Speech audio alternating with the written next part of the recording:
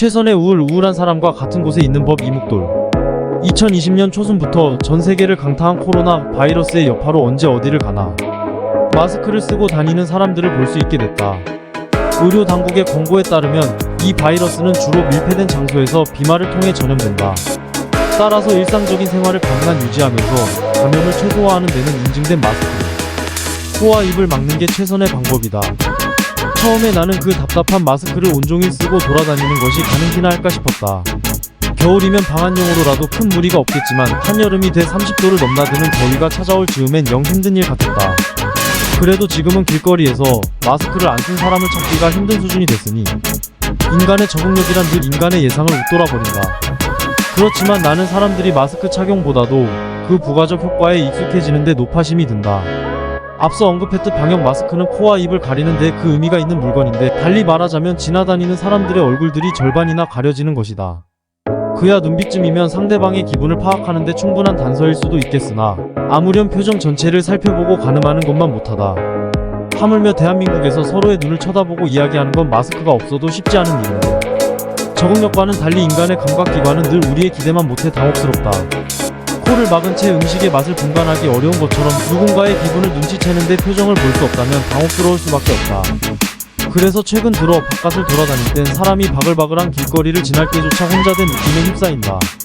표정이 없는, 감정을 알 수 없는 사람들이 제각기 스마트폰 화면을 내려다보며 스쳐 지나가는 모습이 어쩐지 아주 기계적이고 차가운 광경 같아서 시국이 이렇다 보니 한동안 온라인 서점에서는 알베르 까뮈의 소설이 순위에 올라 화제가 되기도 했다. 실제로 페스트에선 전염병으로 인해 폐쇄된 도시의 풍경과 그 안에 갇힌 인간 군상들을 회고록의 형식을 빌려 현장감 있게 묘사해 놓았다. 전염병으로부터 언제쯤 해방될 수 있을지 일상의 대부분을 빼앗긴 채 기약도 없는 기다림이 이어지는 상황. 그 속에서 무사람들이 어떻게 두려워하고 분노하고 초조해하고 답답해하고 적응해 가는지를 엿볼 수 있는데, 쓰인 지 수십 년이 지난 소설 속에서 현재 우리의 모습이 비쳐 보이는 것이 새삼스럽고도 놀랍다. 육체적으로나 정신적으로나 그들은 감정의 메마름 때문에 괴로워했다고 말하는 편이 더 정확한 표현일 것이다.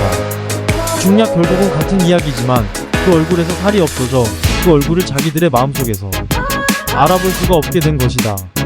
그래서 페스트가 발생한 처음 몇 주 동안은 사랑을 느끼고 싶어도 이제는 헛개비밖에는 상대할 대상이 없기 때문에 괴로워하는 경향이 있었지만, 그 후에는 그들은 추억 속에 간직해왔던 미세한 얼굴들마저 잊어버림으로써 그 헛개비는 전보다 더 살이 빠져버린 모습이 될 수도 있다는 사실을 깨달은 것이었다.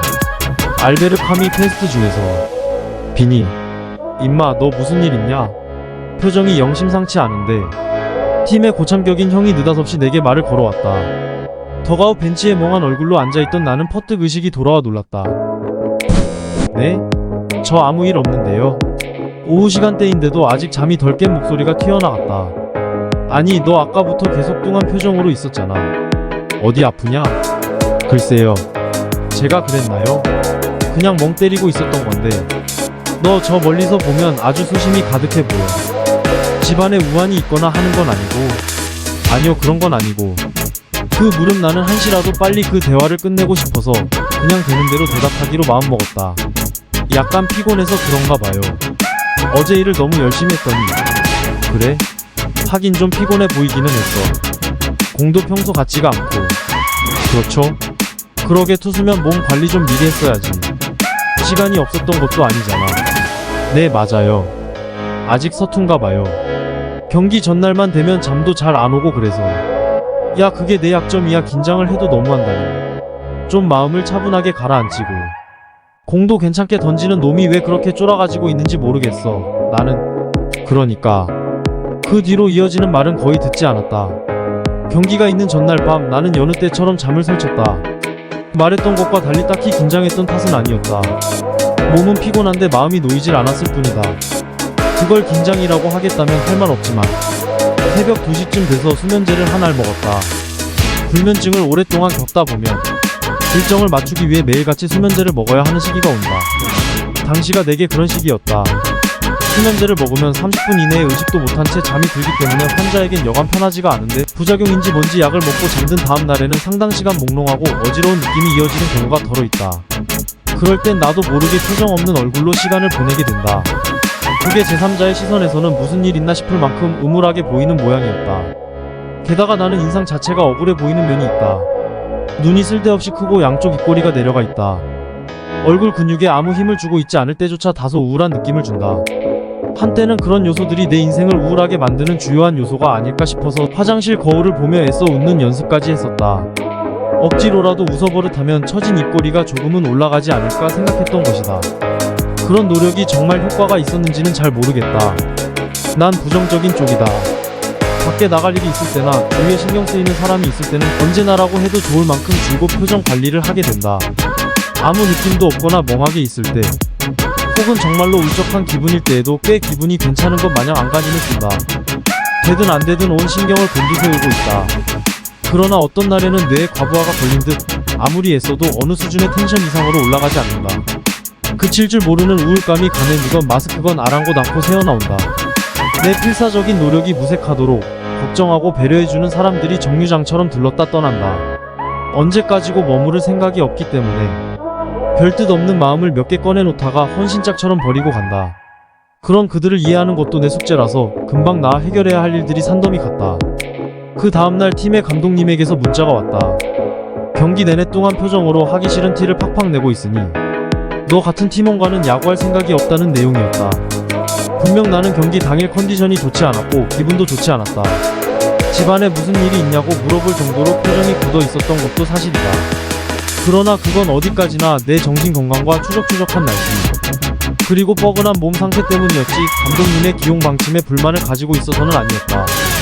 더군다나 나는 바로 전 경기에서 선발 투수로 나갔다가 실망스러운 기록을 남기고 내려왔다. 그래서 그날 내가 등판할 수 있으리라고는 아예 기대도 않고 있었다. 좀체 말을 없었던 건 약기운이 계속 남아있어서였다. 어쩌면 그런 모습을 보고 저 자식이 내가 자기를 안 써준다고 저렇게 반항하고 있구나 하는 생각이 드셨을지도 모를 일이었다. 벼랑간 머리가 지끈거렸다. 나는 내 그런 입장과 오해를 빚을 수밖에 없었던 상황에 대해 적어보냈다. 메시지는 설명하건대 핑계처럼 보이지 않고 명료하되 정중해 보이게끔 간략히 썼다. 팀은 나가겠다고 덧붙였다. 왜 돌연 그런 마음이 들었는지는 모르겠다. 며칠 전까지만 해도 뼈를 묻겠다는 정도는 아닐지언정 꽤 애정을 가지고 있었는데 갑작스레 그런 메시지를 받고 나니 앞으로는 내 개인적인 문제며 정서적 결함 따위를 이해하기 쉽게 설명하고 배려를 구걸하는 식의 패턴밖에 남지 않았다는 확신이 들었다. 그렇지, 꼭 이런 패턴이었지. 내가 원래대로 외로워지는 방식이 의새로운 단체 생활에서 다시 그런 일들을 반복해야 한다는 것이 도저히 감당할 수 없는 일처럼 다가왔다. 이 일련의 과정은 종종 비참하기까지 하다. 차라리 쌓아왔던 것들을 다 포기하고 떠나버리는 쪽이 나을 것이다. 그렇게 생각했다. 감독님에게선 며칠이 지나도 답신이 오지 않았다. 나는 가급적 다른 팀원들에게 위화감을 주지 않도록 조용히 팀을 빠져나왔다. 한동안 야구는 쉬기로 했다. 근처에 사는 동갑내기 친구와 가끔 용병 게임을 뛰기는 했지만 한두 달은 바람이 너무 많이 불어 운동하기 좋은 날씨가 못됐다. 그건 그 감독님이 이상한데 그런 팀은 나오는 게 나아. 내가 볼 땐 잘한 일이야. 너무 신경 쓰지 말고 돌아오는 버스에서 친구가 위로하듯 말해왔다. 누구 잘못일 게 있나, 그냥 스타일이 안 맞았던 것 뿐이지. 나는 쓰러지듯 버스 의자에 기대앉으면서 힘 빠진 목소리로 대꾸했다. 더 민폐 주기 전에 나오는 게 맞아. 그냥 평생 이렇게 용병 게임이나 다닐까봐. 그것도 나쁘지 않지. 좋네 뭐. 용병으로 가면 아무도 나한테 신경 안 쓰니까. 팀이 이기든 지든 나만 잘 던지고 혼자 만족하면 그만이고. 난 어차피 무슨 팀이나 단체에 적응할 수 있는 인간이 아닌 거였지. 진작 알고는 있었지만 이제 와서 더 확실해진 셈이지. 더 이상 신경 쓰기도 싫어. 그러니까 너도 신경 쓰지 마. 그래도 속상할 수는 있잖아. 그게 이제는 별로. 나는 더 할 말이 떠오르지 않아서 눈을 감았다. 남양주 시내로 내달리는 버스 밑으로 뜨거운 엔진 소리가 연신 구르고 멈추길 반복했다.